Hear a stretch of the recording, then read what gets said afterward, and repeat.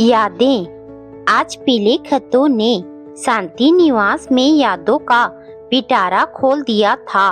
घर की बहू सीमा आज अपने पति अमन और ससुर जी शिव कुमार के सामने किसी अपराधी की तरह खड़ी थी।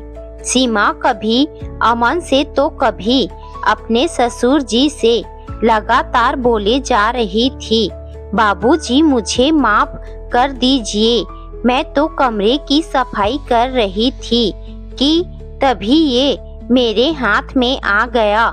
कसम खा के कहती हूँ मैंने इसे खोल के नहीं पढ़ा।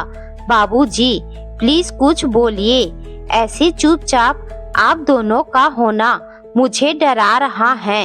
अमन तुम तो कुछ बोलो, ऐसा क्या है इन पीले खतों में? मैंने तो बाबूजी की मदद करने के लिए ये सब किया।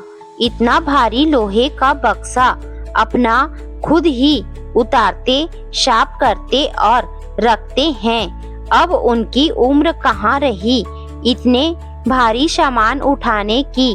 कितनी बार बोला कि इसका सामान अलमारी में रख दूं, पर नहीं, उनको तो इस लोहे के बक्से से ही प्यार है। लेकिन शिव कुमार जी को तो इन पीले खतों ने उनकी पत्नी सावित्री से जुड़ी सभी यादों के पिटारे खोल दिया था। वो वहां से बिना कुछ बोले ही चले गए।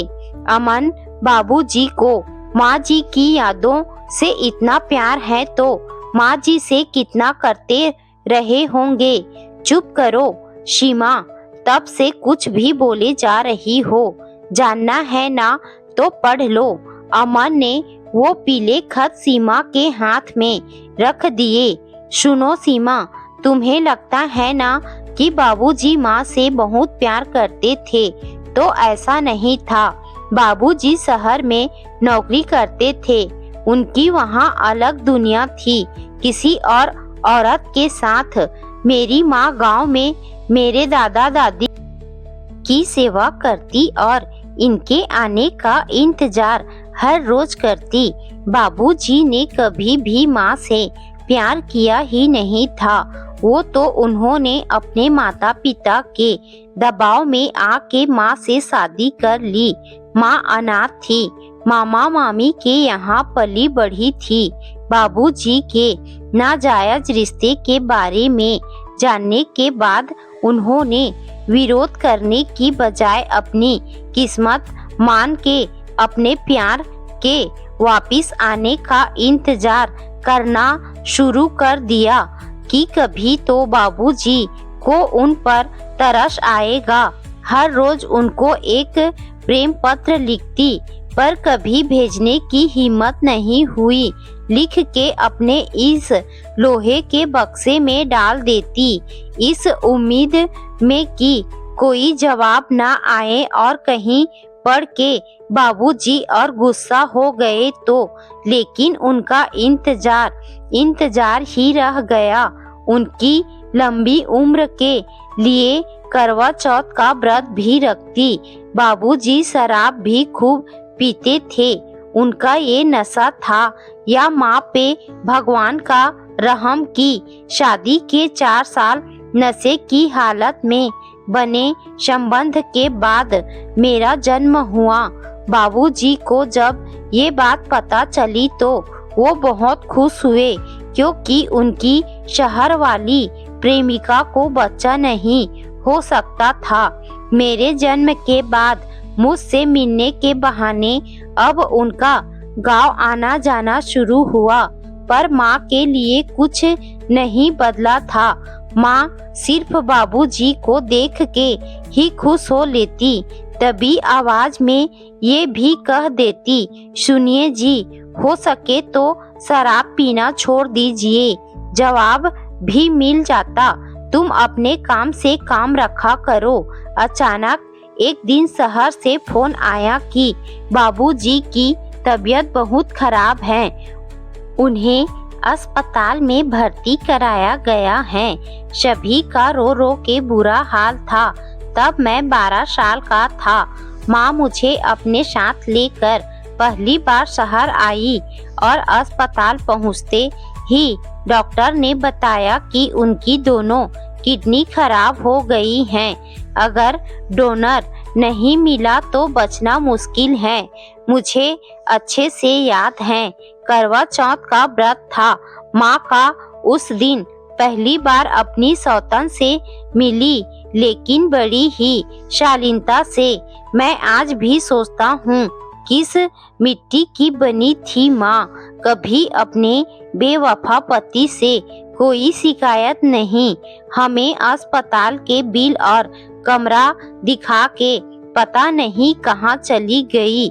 उनके बाद वो कभी नहीं आई। बाबूजी की हालत देखकर माँ ने अपनी किडनी देने का फैसला किया। डॉक्टर ने कहा इसके लिए हमें कुछ टेस्ट करने होंगे। टेस्ट हुए और माँ ने बाबूजी को अपनी एक किडनी दी। बाबूजी का ऑपरेशन सफल रहा। अस्पताल से छुट्टी मिलते हम लोग बाबूजी को गांव ले के आ गए। इस बार बाबूजी ने कोई विरोध नहीं किया। इसके बाद ना उनकी प्रेमिका आई, ना बाबूजी ने कभी उनके बारे में बात की। अब माँ बाबूजी का पूरा ख्याल रखती। इधर बाबूजी का मन भी माँ के लिए बदलने लगा था। जो भी मिलने आता बाबूजी से माँ की तारीफ करते ना थकता और बाबूजी सहमति में बस मुस्कुरा देते। पर इन सब में माँ ये भूल गई थी, आराम और सेवा की जरूरत उनको भी है। ज्यादा काम होने के कारण वो अपना ध्यान और परहेज ना रख पाती, जिसकी वजह से उनकी हालत और खराब हो गई और माँ हम सब को छोड़ के इस दुनिया से चली गई। लेकिन जाते जाते मुझसे ये वादा भी ले लिया कि मैं हमेशा बाबूजी का ख्याल रखूं और माँ के साथ हुए व्यवहार के लिए उन्हें दोषी न समझूं। आखिरी समय में माँ ने बाबूजी को अपने लोहे के बक्से की चाबी दी, ये कहते हुए कि उसमें उनके लिए कुछ है। पता है सीमा, वो कौन सा दिन था? करवा चौथ का, और उनका जन्मदिन भी। माँ के जाने के बाद बाबूजी ने जब माँ का दिया हुआ लोहे का बक्सा खोला और चिट्ठी पढ़ी तो उनके आंसू नहीं रुक रहे थे।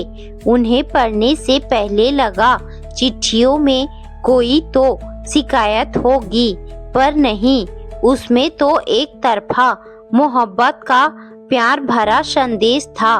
मेरी माँ ने कभी शिकायत नहीं की। किस्मत वाली माँ नहीं, सीमा किस्मत वाले बाबूजी थे, जो उनके बेवफाई के बाद भी प्यार करने वाली पत्नी मिली। उस दिन से हर साल बाबूजी माँ के लिए करवा चौथ का व्रत करते हैं। माँ को अपने हिस्से का प्यार तो मिला, पर उनके न रहने पे आज सीमा निरुत्तर थी।